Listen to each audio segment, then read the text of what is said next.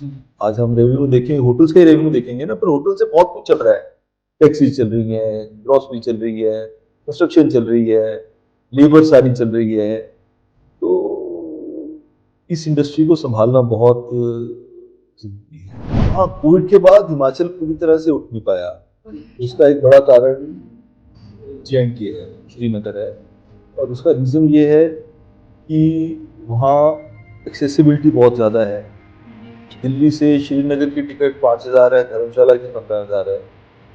वहाँ रेलवेज पहुँच गई हैं, हाईवेज पहुँच गए हैं, हमारे यहाँ ट्रेन नहीं है। हार्डवेयर को, लेबर को, फिर जो लेबर हमारे पास काम कर रही है, उन्होंने कपड़ा भी खरीदना है, उन्होंने खाने पीने का सामान भी खरीदना है, मैनी फोर टाइम्स है।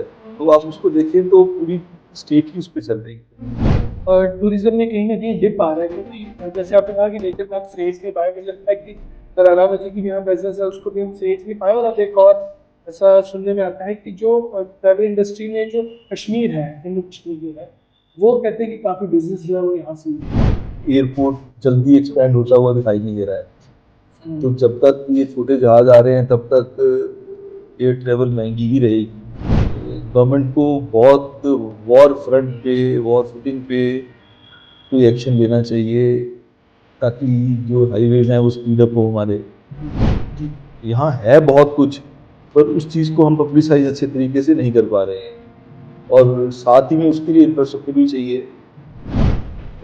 अपॉर्चुनिटी बहुत ज़्यादा है, थोड़ा सा हमारा एफर्ट और थोड़ा सा गवर्नमेंट का एफर्ट चाहिए, और हम इसको एक नई अलग लेवल पे ले जा सकते हैं। कभी ऐसा पर आज आप देखिए धर्मशाला में टूरिस्ट बहुत रेयरली नजर आता है। बट धर्मशाला में पहले भी टूरिस्ट इवेंट्स को लेकर आता था, क्योंकि दलाला मजी तो वो टीचिंग करते थे, बिल्कुल। देखिए, वो टैक्सेस बढ़ा करके शॉर्ट टर्म रेवेन्यू तो बढ़ जाएगा, लॉन्ग रन में जब बिजनेस ही कम हो जाएगा तो टैक्सेस ऑटोमेटिकली फिर कम हो जाएंगे। टैक्सेस इंक्रीज करना तो कोई सोल्यूशन नहीं है, बिजनेस इंक्रीज करना सोल्यूशन। द न्यूज़दार की मुहिम कि व्यापारी बचेगा तभी प्रदेश बढ़ेगा, इस मुहिम में हमारे साथ आज प्रतिष्ठित व्यापारी हैं, इंडस्ट्रियलिस्ट हैं, होटलियर हैं, रियल इस्टेट में भी हैं। ये विक्रम सोंधी इनका नाम है और इंटरनेशनल एक्सपोजर है इनको। ये इंटरनेशनल एक्सपोजर के साथ जो है वो धर्मशाला आए थे और यहाँ पे इन्होंने अपना एक one of the largest property आप कह सकते हैं कि धर्मशाला में लेके आए थे, डी पोलो। जो उस समय जब ये लेके आए थे तो हिमाचल में कुछ ऐसी प्रॉपर्टीज थी जो उस स्केल की प्रॉपर्टीज थी, जितने इतनी ज़्यादा जो इन्वेंट्री थी, रूम्स जो थे इतने ज़्यादा उस प्रॉपर्टी में थे। सर आपका बहुत बहुत स्वागत है द न्यूज़दार के प्लेटफॉर्म पे। सर जैसे हिमाचल प्रदेश में अभी एक हमारा कर्ज भी जो है वो 1 लाख करोड़ से ऊपर जो है वो आंकड़ा क्रॉस कर गया है। और ऐसे में एक टूरिज्म इंडस्ट्री हमें दिखती है, रियल एस्टेट हमें दिखता है, हाइड्रो पावर हमें दिखती है, जहाँ से यदि बिजनेस फ्लोरिश करे तो बिजनेस के थ्रू टैक्सेस भी गवर्नमेंट को आएंगे। जो बेरोजगारी की समस्या है प्रदेश में वो भी कहीं तक हल होगी, क्योंकि बिजनेसमैन ही जो है वो रोजगार भी लोगों को देगा, गवर्नमेंट को टैक्स भी देगा। तो आपको इतना समय बिजनेस में हो गया है, तो आपको क्या लगता है कि प्रदेश में जो है बिजनेस फ्रेंडली एक एटमॉस्फेयर बनाने के लिए किन चीज़ों की ज़रूरत है? देखिए, हम देवभूमि में रह रहे हैं, आशीर्वाद है ईश्वर का यहाँ पर। जी हाँ। पर हमारा अपना दायित्व भी है कि हम जो सुविधाएं, जो नेचर हमें मिला है, हाँ, उसके साथ जस्टिस करें, अच्छे से सहेज पाए। हाँ। तो यहाँ अपॉर्चुनिटीज़ बहुत हैं, पर आज तक हम उन्हें उन अपॉर्चुनिटीज़ को हम मटेरियलाइज नहीं कर पाए हैं, इन कैश नहीं किया, और किया भी है तो बहुत मिनिमल रेशियो तक किया है। तो और हमारी स्टेट में और कुछ तो है ही नहीं है। टूरिज्म इंडस्ट्री टूरिज्म है, दूसरी इंडस्ट्री है जो बॉर्डर टाउन्स में है, वो बहुत मिनिमल सी है। अच्छा, टूरिज्म के फिगर्स, हम जब फिगर्स देखते हैं टूरिज्म के, तो वो देखने में छोटे लगते हैं, क्योंकि वो डाटा खाली होटल्स का ही है। पर उसके साथ जुड़े हुए जो और बिजनेस हैं उनको जोड़ें तो वो डाटा एकदम मैनीफोल्ड टाइम्स इंक्रीज हो जाता है। जी। आज हम रेवेन्यू देखेंगे, होटल्स का ही रेवेन्यू देखेंगे ना, पर होटल से बहुत कुछ चल रहा है। टैक्सीज चल रही हैं, ग्रॉसरी चल रही है, कंस्ट्रक्शन चल रही है, लेबर सारी चल रही है। तो इस इंडस्ट्री को संभालना बहुत ज़रूरी है। कहते हैं कि टूरिज्म में रेनोवेशंस का जो है वो काम जरूरी होता है, थोड़े थोड़े दिनों बाद रेनोवेशन होटल नहीं, हर साल ही चाहिए होती है। जी जितने भी अच्छे होटल हैं उनमें एक परमानेंट डिपार्टमेंट होता है रिपेयर एंड मेंटेनेंस का, जी जो रात दिन ही चलता है। जी जो छोटा होटल है वो साल में एक बार करेगा, एक छोटी बड़ी प्रॉपर्टी है उसको तो हर रोज रिपेयर मेंटेनेंस चाहिए। जी। तो ये तो अनएंडिंग जॉब है। और इससे जो है वो हार्डवेयर इंडस्ट्री को भी काम मिलता है, लेबर को भी मिलता है। हार्डवेयर को, लेबर को, फिर जो लेबर हमारे पास काम कर रही है उन्होंने कपड़ा भी खरीदना है, उन्होंने खाने पीने का सामान भी हाँ, खरीदना वो है, many fold type. Many four times है। तो आप उसको देखें तो पूरी की पूरी स्टेट ही उस पर चल रही है। जी सर, अभी ऐसा सुनने में आ रहा है कि जो टूरिज्म में कहीं ना कहीं डिप आ रहा है, क्योंकि जैसे आपने कहा कि नेचर को हम सहेज नहीं पाए, मुझे लगता है कि दलाई लामा जी की भी यहाँ प्रेजेंस है, उसको भी हम सहेज नहीं पाए। और अब एक और ऐसा सुनने में आता है कि जो ट्रैवल इंडस्ट्री में जो कश्मीर है, जम्मू कश्मीर जो है, वो कहते हैं कि काफ़ी बिजनेस जो है वो यहाँ से ले लिया है। हाँ, कोविड के बाद हिमाचल पूरी तरह से उठ नहीं पाया। जी उसका एक बड़ा कारण JNK है, श्रीनगर है। और उसका रीज़न ये है कि वहाँ एक्सेसिबिलिटी बहुत ज़्यादा है। दिल्ली से श्रीनगर की टिकट 5,000 है, धर्मशाला की 15,000 है। जी वहाँ रेलवेज पहुँच गई हैं, हाईवेज पहुँच गए हैं, हमारे यहाँ ट्रेन नहीं है। जी तो एक्सेसिबल बहुत है वो। जी तो जहाँ लोग इजीली पहुँच पाएंगे वहीं जाएंगे। जी अच्छा, फिर हर एक को नई ऑप्शन चाहिए है, जी तो एक नई डेस्टिनेशन बन के आई है जी और वो पूरा का पूरा बिजनेस हिमाचल का अपने साथ ले गई है। जी।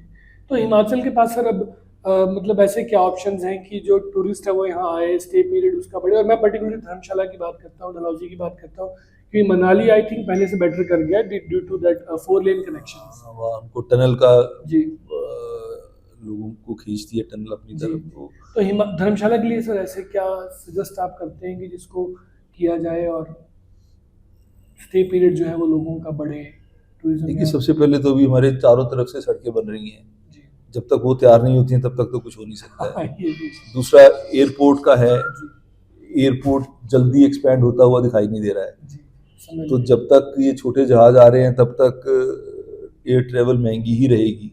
जी तो ऐसा कुछ ड्रामेटिक तो नज़र नहीं आ रहा है जो हम कर सके। जी गवर्नमेंट को बहुत वॉर फ्रंट पे, वॉर फुटिंग पे कोई एक्शन लेना चाहिए ताकि जो हाईवेज हैं वो स्पीड अप हो हमारे। जी जी। सर एक जैसे मतलब यहाँ पे स्पोर्ट्स के तौर पे जो है धर्मशाला जो है ग्लोबल मैप पे आया है। और दलाई लामा जब थे यहाँ पे टीचिंग्स करते थे 12-12, 15-15 दिनों की, तो उस समय में भी जो है वो यहाँ पे स्टे पीरियड लोगों का बढ़ता था। तो आपको लगता है कि वेलनेस एक्टिविटीज़ या ऐसे स्पोर्ट्स के इवेंट हों तो उससे बिजनेस? हाँ, उसको वही ना, हमारी यहाँ की प्रमोशन ही नहीं है, हमारी कोई प्रॉपर वेबसाइट नहीं है, कोई इवेंट नहीं है, कोई हमारी प्रेजेंस जैसे ट्रेड फेयर्स होते हैं तो हम अपने आप को अच्छे से वहाँ पर अपनी प्रेजेंस नहीं दे पाते हैं वहाँ पर। जी यहाँ है बहुत कुछ, पर उस चीज़ को हम पब्लिसाइज अच्छे तरीके से नहीं कर पा रहे हैं। जी और साथ ही में उसके लिए इंफ्रास्ट्रक्चर भी चाहिए। जी सड़कें हैं। आज मैक्लोडगंज हमारा सबसे इम्पोर्टेंट डेस्टिनेशन है और आज भी वहाँ जाने का रास्ता टूटा हुआ है। जी तो अपॉर्चुनिटी बहुत ज़्यादा है। थोड़ा सा हमारा एफर्ट और थोड़ा सा गवर्नमेंट का एफर्ट चाहिए और हम इसको एक नई अलग लेवल पे ले जा सर सकते हैं। कभी ऐसा हुआ है कि जो जैसे आप लोग स्टेक होल्डर्स हो, कभी गवर्नमेंट ने कोई पॉलिसी बनानी हो और आपको उसके लिए इनविटेशन आया हो कि डिस्कशन की जाए स्टेक होल्डर्स, होटल वालों के साथ, रीडर एसोसिएशंस के हाँ, साथ? यही मेरे ख्याल से यही सबसे बड़ी एक Like, लैकिंग है, एक फ्लॉ है कि एक इंडस्ट्रियलिस्ट को या एक बिजनेसमैन को बीच में बिठाया ही नहीं जाता है। जी उसकी प्रॉब्लम्स नहीं सुनी जाती हैं, समझा नहीं जाता है, क्योंकि एंड में बिजनेस तो उसी को रन करना है। हम्म। तो सर आपने आई थिंक कुछ समय आपने विदेशों में भी बिताया और कनाडा में आई थिंक आप ज़्यादा रहे हैं। तो एक फॉरेन टूरिस्ट के पर्सपेक्टिव से धर्मशाला में मतलब कैसे देखा जाता है इसको, बाहर के पर्सपेक्टिव से धर्मशाला में देखिए, देखा जाए? धर्मशाला तो एक इंटरनेशनल मैप के ऊपर है। जी आज अभी लास्ट वीक पुष्कर में होली का फेस्टिवल हुआ जी और पूरा का पूरा पुष्कर इंटरनेशनल टूरिस्ट से भरा हुआ था और धर्मशाला में उसका 100th पोर्शन भी नहीं पहुंच पाया। जी तो पूरे नेट पे आप देखें पूरी तरह से पुष्कर को पब्लिसाइज किया गया एज एन इंटरनेशनल डेस्टिनेशन, और धर्मशाला भी ऐसा होता था। पर आज आप देखिए धर्मशाला में इंटरनेशनल टूरिस्ट बहुत रेयरली नजर आता है। बट धर्मशाला में पहले भी टूरिस्ट इवेंट्स को लेकर आता था, क्योंकि दलाई लामा जो थे वो टीचिंग करते थे, बिल्कुल। अब उनकी टीचिंग्स बंद हो गई हैं, तो आई थिंक इवेंट बेस्ड एक टूरिज्म में हाँ, इवेंट बेस्ड और बहुत कुछ, यहाँ ऊपर मेडिटेशन सेंटर्स हैं बहुत सारे, जी तुषिता है, विपासना है, जी तो उन चीज़ों को पब्लिसाइज किया जा सकता है। अगर एक दलाई लामा जी तो है ही है वहाँ, जी पर उनके अलावा हमें और अपॉर्चुनिटीज तो ढूंढनी पड़ेंगी। जी जी हम एक पर्सन के सहारे अपनी सिटी को नहीं रन कर सकते हैं। और इसके सर बिजनेसमैन पे क्या इम्पैक्ट आते हैं कि जैसे जो नई गवर्नमेंट पावर में आई, पहले जो है वो पेट्रोल और डीजल पे टैक्सेस बढ़ाए गए, बाद में और सेक्टर्स में जो है वो टैक्सेशन इंक्रीज की जा रही है, जो हमारी इन्फॉर्मेशन है, तो उससे बिजनेसमैन पे क्या इम्पैक्ट आता है? देखिए, वो टैक्सेस बढ़ा करके शॉर्ट टर्म रेवेन्यू तो बढ़ जाएगा, जी लॉन्ग रन में जब बिजनेस ही कम हो जाएगा जी तो टैक्सेस ऑटोमेटिकली फिर कम हो जाएंगे। जी तो टैक्सेस इंक्रीज करना तो कोई सोल्यूशन नहीं है, बिजनेस इंक्रीज करना सोल्यूशन है। जी हमारा टास्क फोर्स होना चाहिए, एफर्ट होना चाहिए कि हम अपना बिजनेस कैसे बढ़ाएं।